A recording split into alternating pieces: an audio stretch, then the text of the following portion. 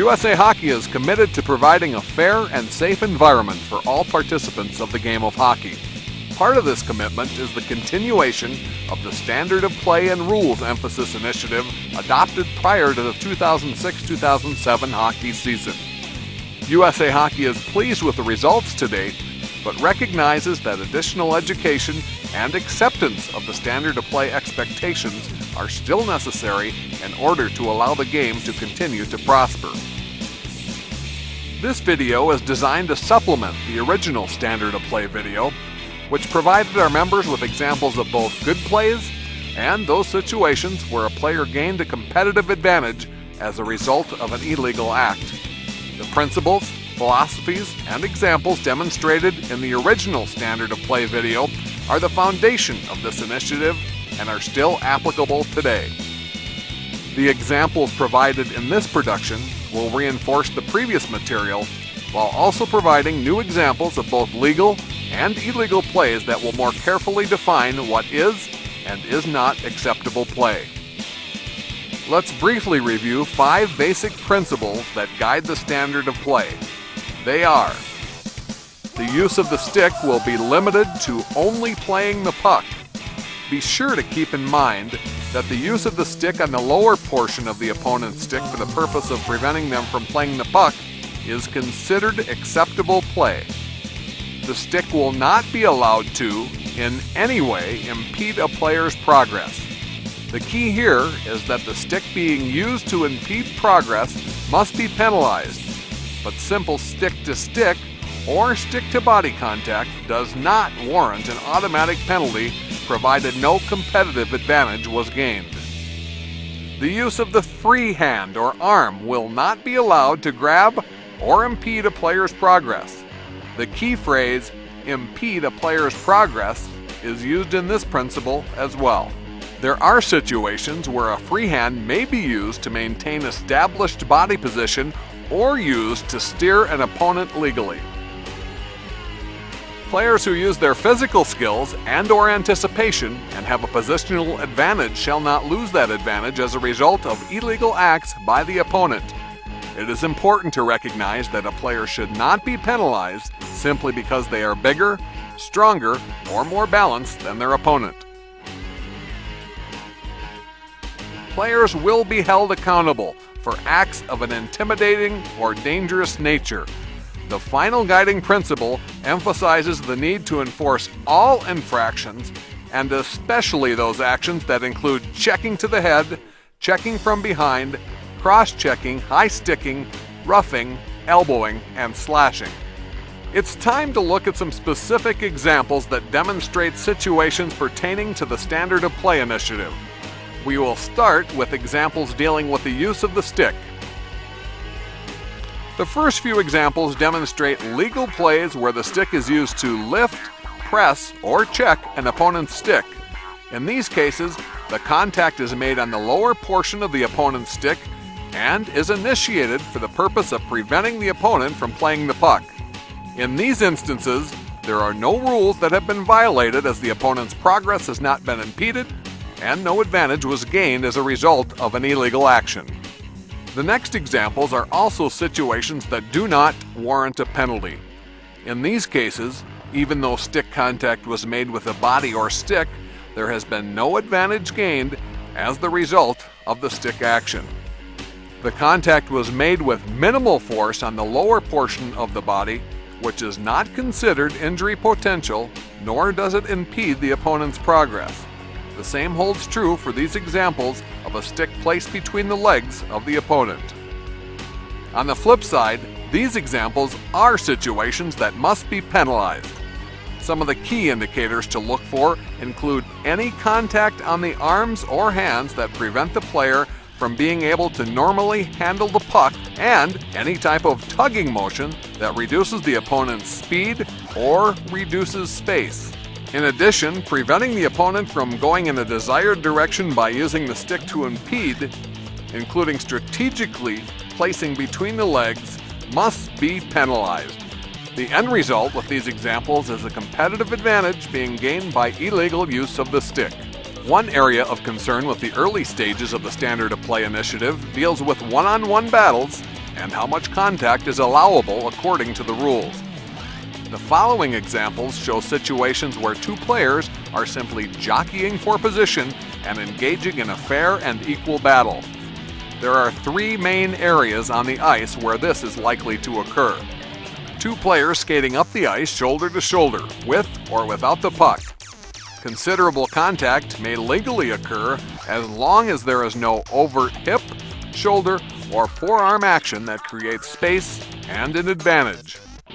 A player in possession of the puck may also use their forearm as a means to maintain their legally established body position. The second area is in front of the goal. In these examples, the adult players are using their balance and strength to maintain or establish body position. Hockey will always be a physical game, and these one-on-one battles where no obvious advantages are an important part of playing the game. These may also include situations where a player takes a hand off the stick and uses the stick or forearm to steer their opponent in the desired direction. Finally, one-on-one battles are likely to occur along the boards and in the corners. The puck is oftentimes in play during these situations. These examples demonstrate players battling for position and possession of the puck where no illegal actions have taken place. Momentarily pinning your opponent along the boards, with or without both hands on the stick, is considered legal as long as the puck is in the vicinity and there is an effort being made to play the puck. The key actions to look for during these battling situations include any overt hip, shoulder, or forearm action with no puck play that creates space and provides a competitive advantage. Using a free arm to impede the opponent is another area that must be penalized, as well as holding the stick or grabbing the sweater of the opponent. Also, pinning an opponent against the boards with no effort to play the puck and preventing them from moving in a desired direction is to be penalized. Interference is another area that has been difficult to establish consistency. Let's start this section by looking at some legal plays that have been mistakenly penalized. The first few examples deal with a player who has relinquished possession and control of the puck and the actions of the defending player. As long as the defender maintains an established skating lane and normal foot speed, they are entitled to maintain their established body position even if contact is made with the opponent. A body check in checking classifications could still be legally delivered as long as it is unavoidable, meaning it was in the process of being delivered when control of the puck was relinquished. In contrast, when the defending player changes their skating lane or reduces their foot speed to obviously play the body and interfere with the opponent, a penalty must be assessed. It is not acceptable to deliver a check after taking one or two more strides after the puck has been released. Interference during face-offs involving centers is an area where confusion also exists. Once again, players must be allowed to use their body to establish and maintain body position while still maintaining focus on the puck. In these legal examples, the centers are simply battling for the puck and position, so no penalties are warranted. However, if there is no effort to play the puck and the center intentionally plays the body of the opponent or impedes the opponent in any way other than maintaining proper body position, as shown in these examples, an infraction has occurred and should be penalized. The players not involved with the face-off also need to be closely scrutinized. The basic principles of body position still apply in these cases. These legal examples show a player who has simply established their space and have exercised their right to maintain that body position. In these cases, the onus is on the opponent to try and move around them. Naturally, using the stick or arm to impede the opponent is pretty obvious and a penalty should be called. In addition, interference occurs when one of the players changes their established space for the sole purpose of impeding the opponent by A, setting a pick or block, and B, by preventing the opponent from maintaining their established skating lane or occupying the space they are entitled to. The pick or block also applies to situations during play as evidenced by this example. Finally, let's review the enforcement expectations that are included as part of this initiative. Officials are expected to enforce these guidelines at all levels of play and under all circumstances throughout the game. In its simplest form, USA Hockey teams and leagues are not permitted to pick and choose what rules they would like to have enforced. Other infractions, including contact to the head, checking from behind, cross-checking, high-sticking, and roughing, should also be enforced with the strictest standard. Do not forget to enforce all other rules strictly as well. Players are to be held accountable for all illegal actions of an intimidating nature or those illegal acts that provide them with a competitive advantage. All rules must be enforced consistently, and the onus is on the players to play within the rules.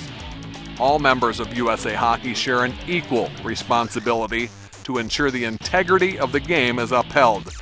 The onus to incorporate change is not only on the officials, but also the administrators, coaches, parents, and players as well.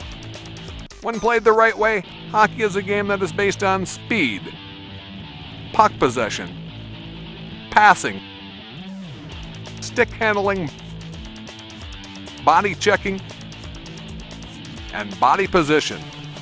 USA Hockey's goal is to emphasize these skills in an atmosphere that maximizes enjoyment of the game for everyone involved. On behalf of USA Hockey, thank you for your participation in the game, and we hope you enjoy the game the way it was meant to be played. Best wishes for a successful season.